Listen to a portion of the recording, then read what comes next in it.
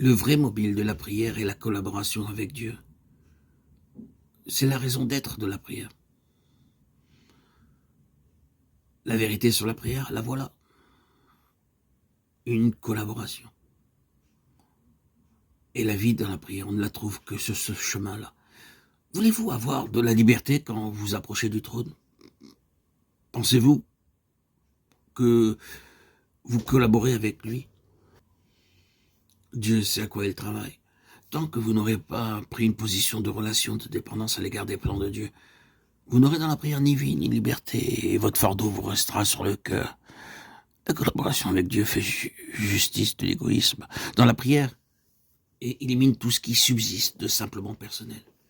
Aussi est cela ce qui fait sa valeur. Il s'ensuit que la prière entendue de cette façon nous fait participer activement au plan divin, à la méthode divine, à l'heure divine, à l'esprit divin. C'est-à-dire, si j'ose ainsi m'exprimer, à l'état d'esprit que suppose une activité divine. Chacune de ces choses est importante en soi. C'est très bien de connaître le plan de Dieu. Mais encore faut-il connaître la méthode qu'il emploie pour réaliser son plan. Mais ni le plan ni la méthode ne suffisent. Il faut savoir quand. L'heure est venue où Dieu veut agir. Et une fois l'heure de Dieu dûment reconnue, il faut encore quelque chose de plus. Ce n'est pas tout d'avoir part à l'exécution des actes de Dieu, il faut s'y prêter dans un esprit qui soit lui aussi une expression de l'attitude divine et attire l'attention sur Dieu sans le trahir. Tout cela, c'est de la collaboration. Communion, soumission, sollicitation. Mais c'était ces trois choses ensemble. Assurer à chacune la place qui lui est propre. Veiller à ce que rien ne fasse obstacle au libre jeu de leur rapport mutuel.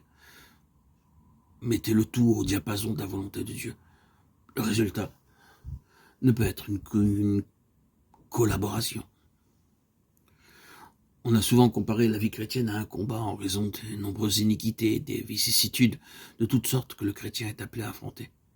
Mais sur ce plan-là, le combat, c'est encore peu de choses comparé à ce qu'il devient plus tard, quand la vie spirituelle s'est développée, que les adversaires ne sont plus tellement des choses, mais des personnes, des intelligences spirituelles, agissant pour le compte du prince des ténèbres sous sa direction. Quiconque s'est laissé conduire par le Seigneur, sans regarder en arrière, sait ce que c'est que d'être aux prises avec cet adversaire-là. Nous n'avons pas à lutter contre la chair, le sang, dit Paul, mais contre les dominations, contre les autorités, contre les princes de ce monde de ténèbres, contre les esprits méchants dans les lieux célestes. Or, c'est la prière qui est le champ de bataille de cette lutte sans merci. C'est la prière qui décide de la victoire. C'est sur le terrain de la prière que les forces adverses sont heurtées de front et mises en déroute. Et parce qu'il en est ainsi, la vie de prière du croyant est et demeure l'objectif essentiel des attaques de l'ennemi.